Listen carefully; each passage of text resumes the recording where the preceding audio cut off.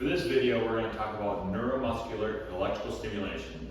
These units typically can do TENS, electrical muscular stimulation. They just might call it NMES or EMS, but they're NMES or EMS are the same thing, just a little bit different terminology.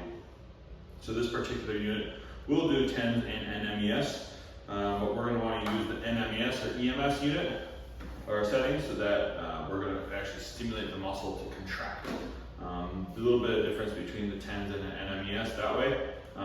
So important that we're thinking about the NMES, or in this unit it says actually EMS. So we're going to take and we're going to plug those cords into, for this one, the first and second channels. Different units are different. They might have 2 channels, they might have 4. This one happens to have 4, but you're going to want to have like 2 of them. So what we're going to do is plug one end into the unit, and then each of these units have, or each of these cords have a positive and a negative, the red and the black. And what we're going to do is we're going to plug each of those red and black plugs into the pad, so that it's pretty easy. It just inserts straight in there. Make sure that you push it all the way in, you get a good connection in there. But we're going to hook that up to all 4 of those pads. It could be that you only use 2 pads as well, but it just depends on the muscles that you're trying to stimulate or how you're trying to stimulate them. But for this, we're going to use 4 pads or 2 channels. Now, for this, we're going to actually have that leg supported, and then I'm going to take these, and our muscles have something called motor units. Those motor units are spots that have a bunch of nerve fibers that actually go into the muscle, and those are spots that are going to have good contraction of the muscle. We can have a little bit different motor points for different people.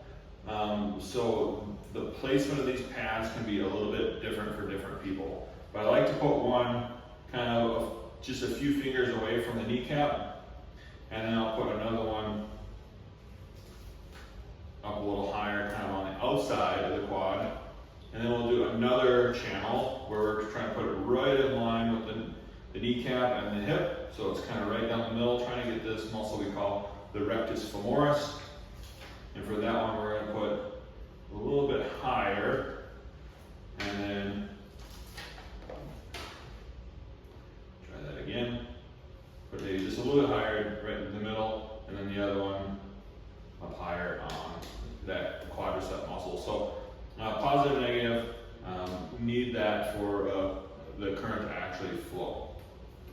Now for this unit, there's probably some similarities amongst units, but probably a little bit of differences as well. This one we're going to turn it on, and then we're going to use this mode button, and as I'm cycling through this, it's changing here. So it says TENS, and it's got these little letters that indicate what kind of mode it's on.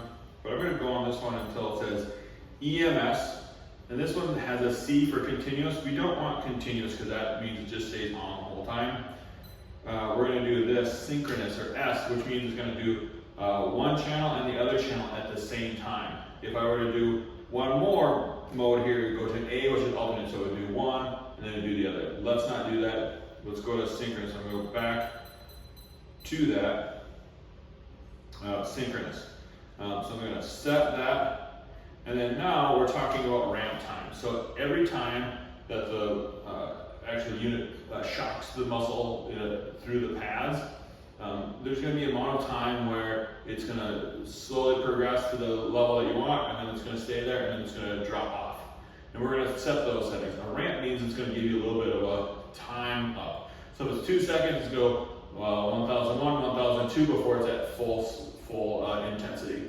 You could change that to 0, or you just immediately start right up at the top intensity. It'd be kind of abrupt, and I don't really typically like that.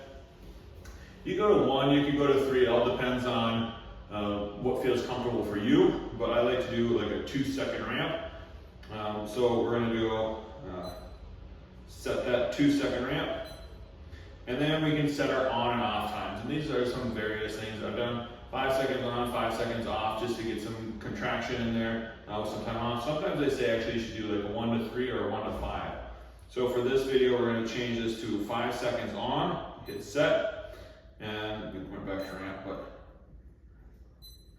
And then for the off, I'm going to change that to 15 seconds. So that's going to be a 1-to-3 ratio, 5 seconds on, 15 seconds off. Give some time for that muscle to contract, but then also let it relax a little bit. So we got 2-second ramp, 2-second on, 15-second off. The width, that's how long it's actually kind of stimulating with that. This is something actually like a little bit lower, so this unit keeps kind of timing out. But I'll keep that at 200 microseconds. And then the hertz is something related to the intensity or how deep it's going.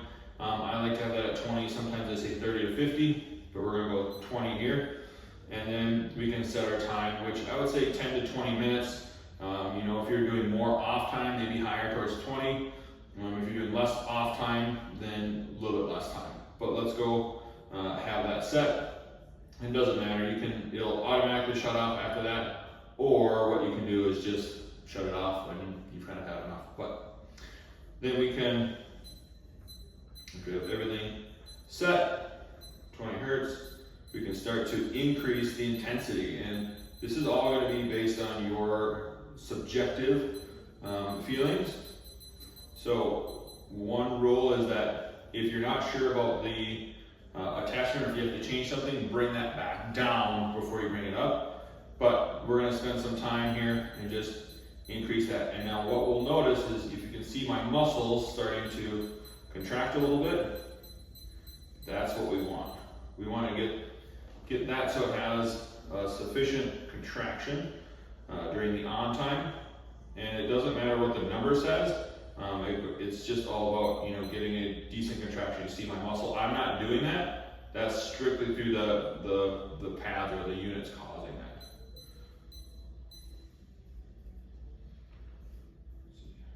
Somehow get to alternate. All right, synchronous. Now see how that's causing my muscle to contract.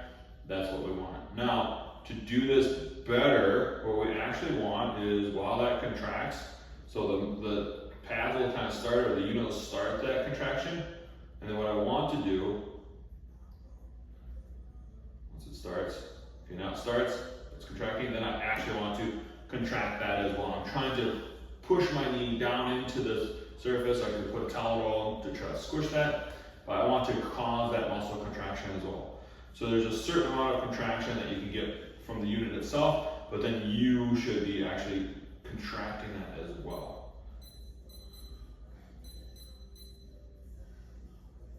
So we want to get that so that it's basically contributing about half of the contraction, and then you can contribute the rest of it.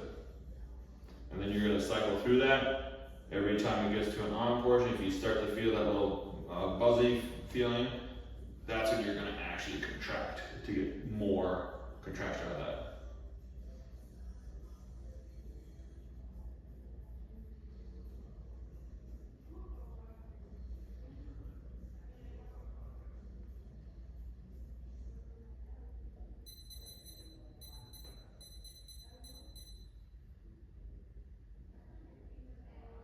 All right, give it a try.